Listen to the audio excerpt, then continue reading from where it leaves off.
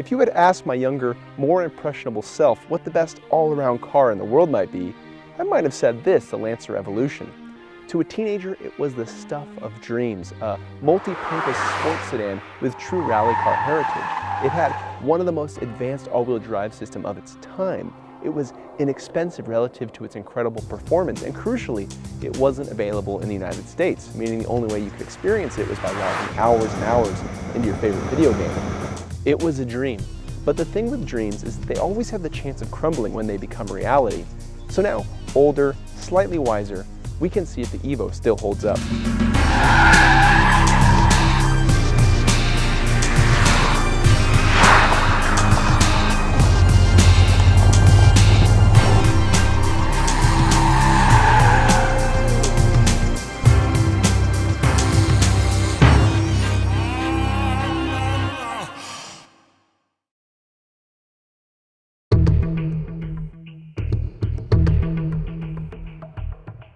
We'll start with what the Evo always excels at, and that is performance numbers. Now for acceleration, we have all-wheel drive, we have a manual transmission, we have a clutch, and launching this thing with any speed means a lot of clutch slip. You can launch at about 5,500 RPM, you can actually rev more than that, the engine limits you, and then you just slip the clutch painfully out of the hole.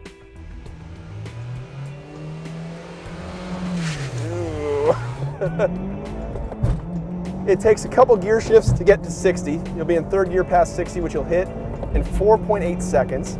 And you'll actually hit the quarter mile in fifth gear. You go through all the gears in the quarter. That's how short the gearing is in this car. And we'll do that in 13.4 seconds at just over 100 miles an hour.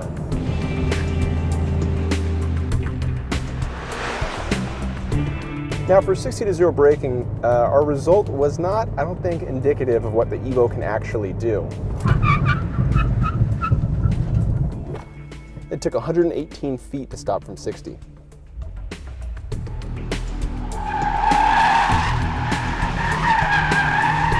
thing about the Evo is it behaves so differently than pretty much every other car you may throw around a handling track.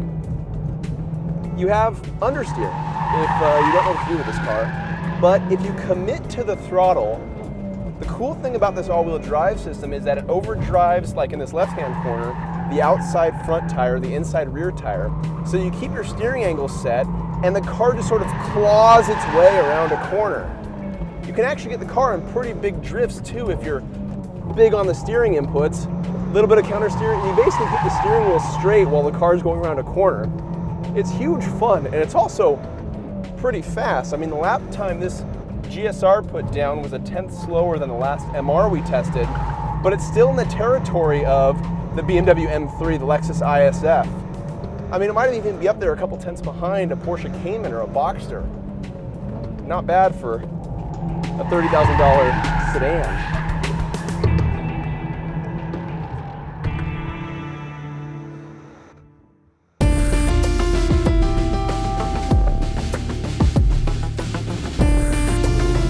So the Evo performs rather amazingly at the test track. I mean, it lays down a handling number on our figure 8 course that would embarrass a lot of the German sports sedan rivals.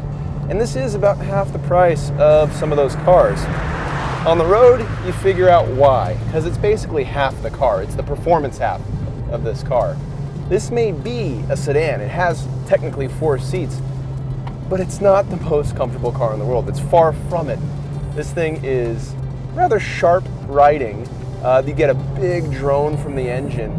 This thing is definitely not made to be ridden in comfort. Of course, you don't expect that getting an Evo. You expect this to be a raw performance sedan, and that's exactly what you get.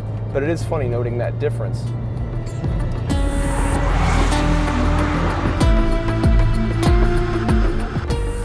This car was one of my dream cars when I was a teenager. This, the GTR, the RX-7, the NSX, and so on. But what separated this car was that it was attainable. It didn't cost a lot of money. And driving it now, you realize why. But you also see why this was such a favorite amongst enthusiasts, and it's because of how focused it is and how fun it is to drive. Sure, you look at it, before you drive, afterwards, and you think, yeah, it's got bad gas mileage, the ride's not that comfortable, and so on. But I tell you, when you're driving it, you start making arguments to yourself about why you could own one, why you should buy one.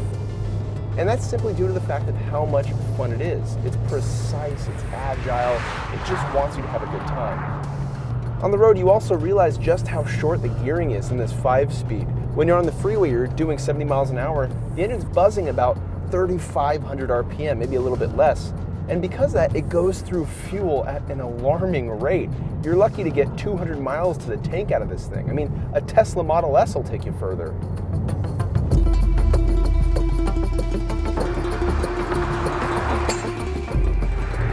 The thing of it is, in today's world, 291 horsepower doesn't seem like a lot, nor does 300 pound-feet of torque. I mean, the Mazda Speed 3, the Focus ST make nearly that much, and they're just front-drive economy cars.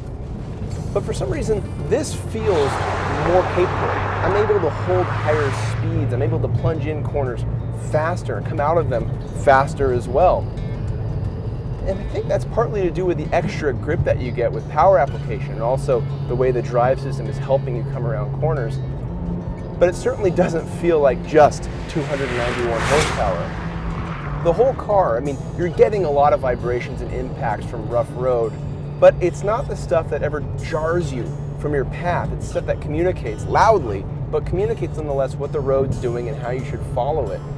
This car doesn't have much roll, it doesn't have much dive, it just sort of stays flat, and it's really easy to control because of that.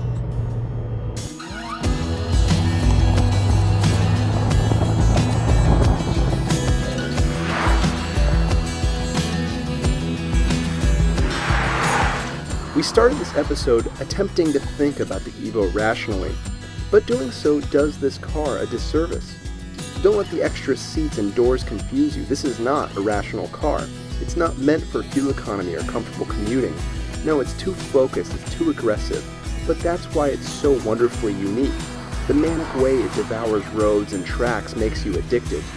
Driving it feels like getting away with something.